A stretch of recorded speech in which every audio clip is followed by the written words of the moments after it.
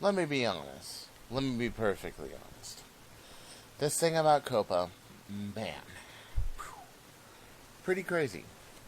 I have never seen such paranoid fear in my life, not just from channels on YouTube talking about Coppa, not just what really appears to be a real betrayal to creators and content creators on YouTube from YouTube. I've never seen YouTube stoop this low, but I've never seen such fear from, I mean, even really well established people, really well established acts, being very afraid of Copa. Okay, now of course we all know that this is the Child's Online Protection and Privacy Act. Now, the thing is, though, there are quite a few things that are missing, and what I'm seeing is this banter and language, not just from the FTC, but from YouTube as well, that appears to be, I dare say it, manipulative. But why? Why? Well, first off, the wording of the law has three categories, not two. There's the people. There's the videos just for kids. Number one. Number two, there are the ones that are in general. Okay, and the FTC is not after people that are in general. Another one's ones that kids and adults like.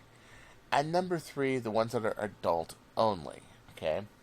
Well, YouTube decided, well, let's make it just kids and adults. If you're kids, you lose your monetization. How much, how little, we don't know. Some people are saying it's as high as 90%. It's pretty crazy. Okay? And if you go adult, they can go back and they can say, well, no, this is really kids' content. No, I mean, obviously, if you have Hello Kitty videos and you do overdubs of, like, cussing, perverted stuff, and bad stuff, okay, obviously, yeah, that should get fined. Because they're luring in kids with something that looks like a Hello Kitty video and then turns out to be vulgar. Okay, I agree with that one. But that's a little bit not as much collecting information about children as it is just vulgar. I think the FTC used this as a means of getting rid of a lot of junk on YouTube. And what it really matters, what it really amounts to is YouTube just lets anybody sign on and say, yep, you're above 13. Oh, great, wonderful. Well, we'll believe you because you know what? Why shouldn't we? It's more viewers, it's more money, it's more everything. Cool, you know? And what happened was, well, now they can't do it that easy. Wow, Jesus, what are we going to do? Let's blame it on the creators. Not our system, not anything else as such. And it's on us. But I want to bring up a few points that are really important to understand. I've been on YouTube for a while. I am, of course, a discerning YouTube channel. More for people that are older, teenagers, adults, and the like. I have only 7.2% of all my viewers are between 13 and 18. And the other 92% are adults above 18. Most of them in the 25 to 34 bracket and the 34 to 45-year-old bracket. That's right. So most of my viewers, I would say about 80%, are actually older people like me who watch my channel.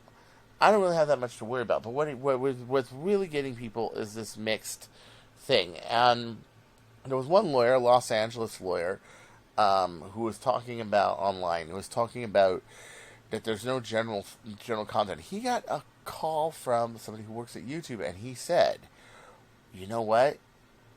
I asked them why they don't have a general, and they said, well, then we wouldn't make any money. What do I mean by that?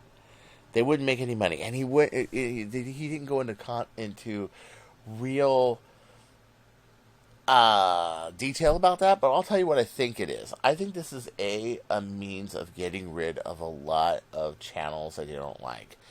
B, they put in their new terms in December 10th. They put in their new terms that channels that aren't viable, profitable, can go off the air. Right. C, it's just how vague they are. Now, I have had kind of a wait-and-see attitude. I'm earning my first $100 in monetization. I'm almost there. I'm almost done. Okay? And I've had a kind of wait-and-see attitude. I'm either going to go 18 plus on my channel, or I'm just going to turn off the ads and say screw it. You know, because really, I never really had a YouTube channel to make money. I had a YouTube channel to show off stuff like this Mauser fire right here. This picture was shot crooked, but this was the last war in Singapore right there. Mauser fire at a paintball arena, a 200 feet per second cap. Absolutely kick butt. You know, first generation Mauser firework in there, and to show people how to build this stuff and show people how to do this stuff.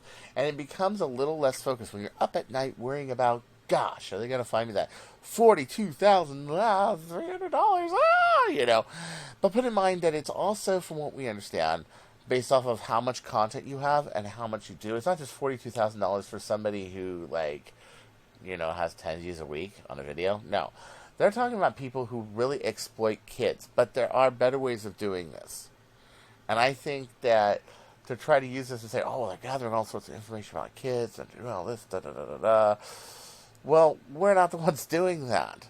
YouTube's doing that. And on top of that, if you get rid of your interest-based ads, all that stuff, you can be out of it. If you don't monetize, you can get out of it, pretty much. The wording of the law basically says that, but the wording of the law also says a general premise. And when I read the law, according to one lawyer who talked to me, he said, read the law, there's a general premise. One other YouTuber also said that, also a internet lawyer, and said the same thing, okay? But people have been scared. There have been people that have just are saying they're going to shut down their channels, they're going to do all this stuff. I'm saying, let things clear out a little bit. There's a petition to sign it, okay? Try to get this overturned. But what I would really like to see, and I do believe that YouTube really does do this kind of, oh, well, we don't really, don't ask, don't tell. You can just sign up to my YouTube and that's it. I think where the real culprit is no age verification, no real age verification. You know what I'm saying? None. And I think that that's really not fair. Okay, that it gets slammed on us when it's really YouTube's way of doing it to begin with. And obviously more users, more people watch YouTube,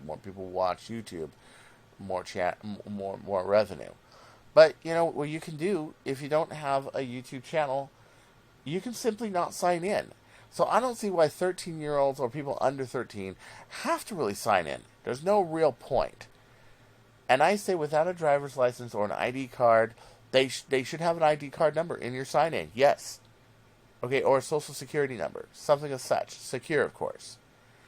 And that would do it. Other than, it's just, don't sign up. Well, at any rate, this is Chris Cartaya. Don't you go changing, or I'll find